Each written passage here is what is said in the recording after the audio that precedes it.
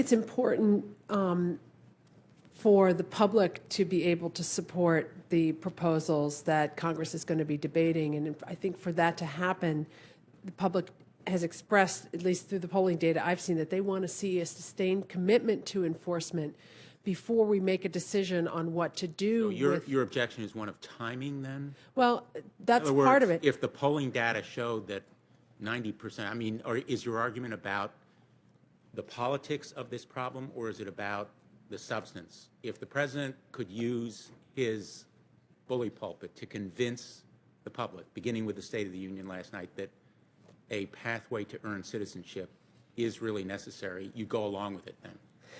The pathway itself is not necessarily the issue. I think the politics are a problem because of the fact that there hasn't been enough substance in the way of enforcement to convince people that we're not going to be in the same situation 10, 20 years down the road. We also have to, and I don't know of anybody who thinks that it's either feasible or a good idea to try to remove 11 million people who are here illegally. But once what we have seen, you'd leave them in their current status. well, some of them would make the choice to go back home. That's what we've seen happen when robust enforcement has been implemented, for example, at the state level. But we can have a conversation about a path to citizenship to those that are deemed to be, people that we can accommodate. That's also going to have to take into account what the effect is going to be on Americans who are looking for jobs in the same kinds of jobs, and also whether or not we should adjust future immigration levels to compensate for the fact that we are going to be issuing a lot more green cards as a result of any amnesty that's contemplated. So, I mean, that's why I think, trying to bite all of this off in one massive bill is going to be very, very difficult to accomplish. When I look back at the immigration legislation that's been passed since 1986, all of it was much narrower in scope. I mean, we've passed a lot of, I should say Congress has passed a lot of immigration bills in the last 20 years.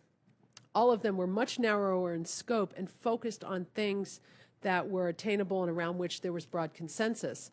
And part of that is because of the IRCA experience, where the amnesty came first and the promises of enforcement were never fulfilled. First of all, I think to characterize it as amnesty would be rejected by many of us who support it.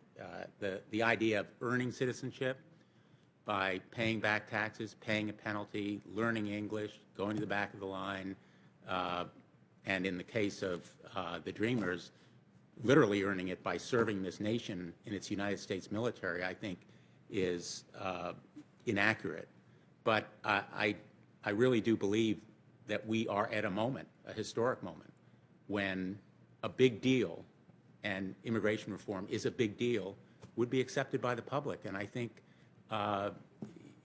would be inspiring to the public, because we are a nation of immigrants. We all know it. We all feel it in our gut. We all have pictures on our walls of people who came here because this nation has been a beacon for them, not just the skilled who come here with H-1B visas, but also the folks in Connecticut who build our railroads, whose children now are running major corporations. I just differ with you strongly on the politics of this issue, and I think your argument really is grounded in a very pessimistic view of what the American public will support.